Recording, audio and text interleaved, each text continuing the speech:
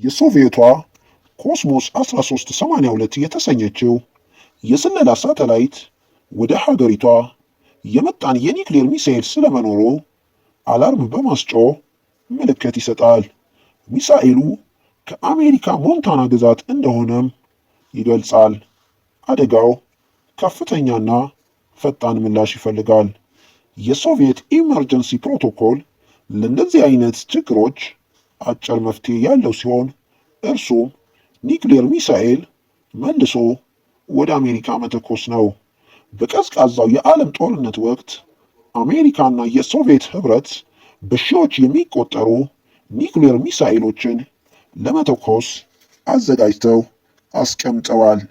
አብዛኛው ሚሳኤሎች አሜሪካ በሁለተኛው የዓለም ጦርነት ወቅት በናጋሳኪ ላይ ከጣለችው ፋትማን ከተባለው ቦምብ 50 እጥፍ ኃይለኛ ሚሳኤሎች ናቸው። የቀዝቃዛው ዓለም ጦርነት አንድ ያልተጻፈ ስምምነት አለው። እርሱም ቀድሞ ኒውክሌር ሚሳኤል የተኮሰው ሀገር ሁለተኛ ይሞታል የሚል ነው። ዓለምን ከጥፋት የታደገው የሶቪየት ሌተናንት ስታኒስላቭ ፔትሮቭ ይባላል።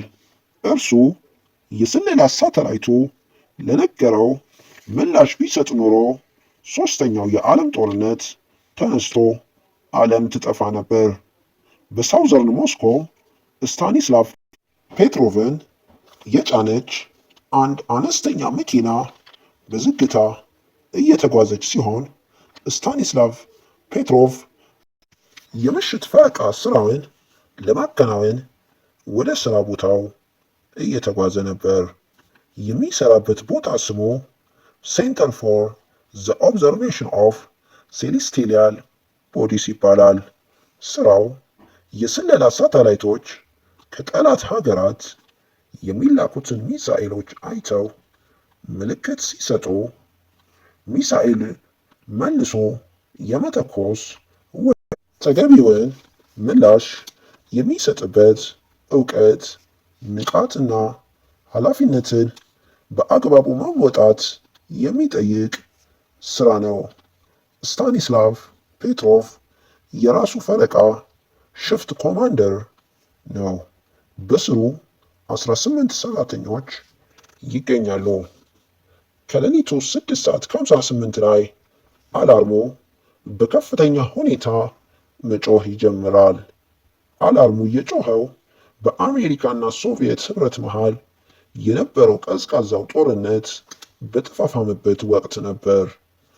እንደ ኤሮፓውያን አቆጣጠር ከ1977 ጀምሮ ሶቪየት ህብረት በዩክሬንና ቤላሩስ የኒውክሌር ሚሳኤል በተጠንቀቅ አስቀምጣ ነበር። በቀዝቃዛው ጦርነት መፋፋም ምክንያት የሆነው የወቅቱ የአሜሪካን መሪ ሮናልድ ሬጋን የኒውክሌር ጦርነት ቢነሳ የአሜሪካን የማሸነፍ ዕድል በፐርሰንት እንዲጠና ማድረጋቸውንና የሶቪየቱ መሪ ዩሪ አንድሮፖቭ ኔቶ ድንገተኛ ጥቃት ልታደርስ ትችላለች በሚል ስጋት ኦፕሬሽን ራያን የተባለ ሚሽን ያስጀመሩ ሲሆን ስራው ወደ ሶቪየት ሀገራት የሚተኮሱ ሚሳኤሎችን የኬጂቢ ኤጀንቶች 24/7 የማቆጣጠር ስራ እንዲሰራ የሚያዝ ነው። የሶቪየቱ መሪ ለዚህ ፍርሃት የዳረጋቸው ኔቶ ኤብል አርቸር የተሰኘ የጦር ልምምድ በእግረኛ ወታደሮችና በኒውክሌር መሳሪያ በመደገፍ በማድረጉ ነው። በሁለቱ ሀገራት መካከልም የቃላት ጦርነት ተጀምሮ የነበረ ሲሆን አላርሙ ሲጮህ ስታኒስላቭ ፔትሮቭ በምን አይነት ኤመርጀንሲ ፕሮቶኮል ምላሽ መስጠት እንዳለበት ያውቃል። ነገር ግን እርሱ ለሰማው ነገር በጭፍን ምላሽ የሚሰጥ ልበ ደንዳና አልነበረም። የእርሱ ድርጊት ምን ሊያስከትል እንደሚችል ስለሚያውቅ በእርጋታ ማሰብን መረጠ። በማዕረግ እድገት ምክንያት ስታኒስላቭ ፔትሮቭ የሶቪየት ህብረት ቶፕ ሲስተም አናሊስት የሚል የሥራ እድገት አግኝቶ ነበር። በአየር ኃይሉም ማስተር ስፔሻሊስት የሚል የማዕረግ ስም ተቀብሏል።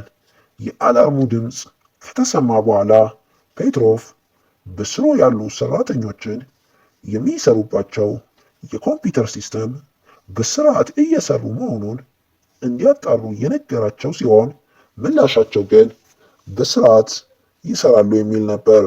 ነገር ግን በካሜራ እይታ ውስጥ የገባ ምንም የሚሳኤል ምስል ባለመኖሩ ወደ ሄድኳርተር ደውሎ ምናልባት ፎልስ አላርም ሊሆን ይችላል ብሎ መልስ ይሰጣል።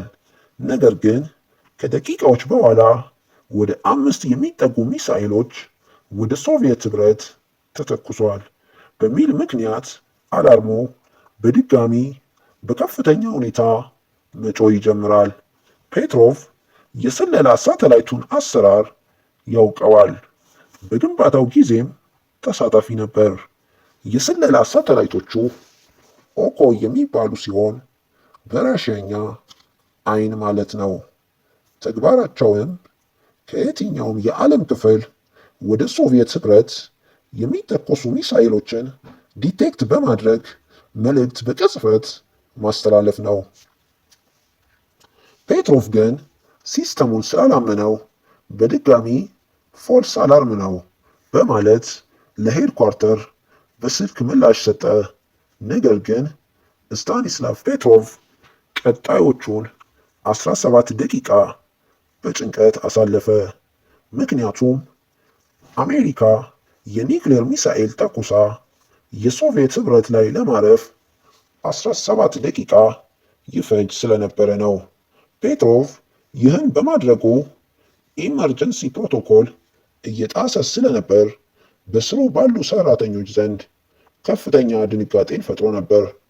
እርሱም ቢሆን በከፍተኛ ጭንቀት ውስጥ ሆኖ ምናልባት አሜሪካ ተኩሳ ቢሆንስ ወይም ፎልስ አላርም ቢሆንስ የብዙ ሚሊዮን ሰዎች መሞት ምክንያት የኔ ጥፋት ይሆን በሚል ጥያቄዎች ተወጠረ።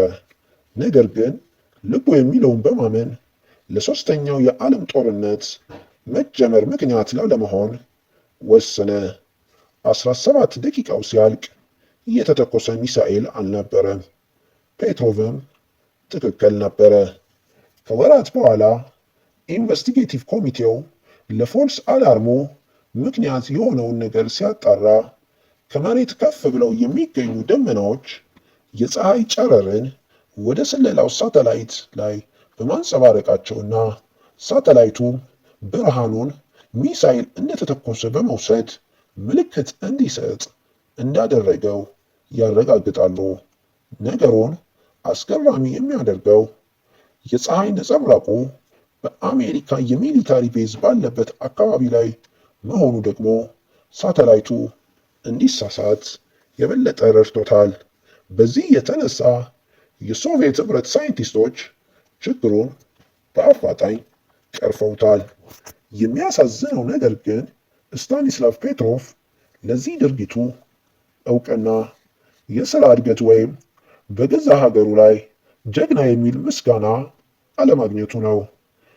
በ1984 እንደ ኤሮፓውያን አቆጣጠር ስታኒስላቭ ፔትሮቭ ከስራው የተነሳው ሲሆን ለበርካታ ዓመታት በሴፕቴምበር 9 1983 እንደ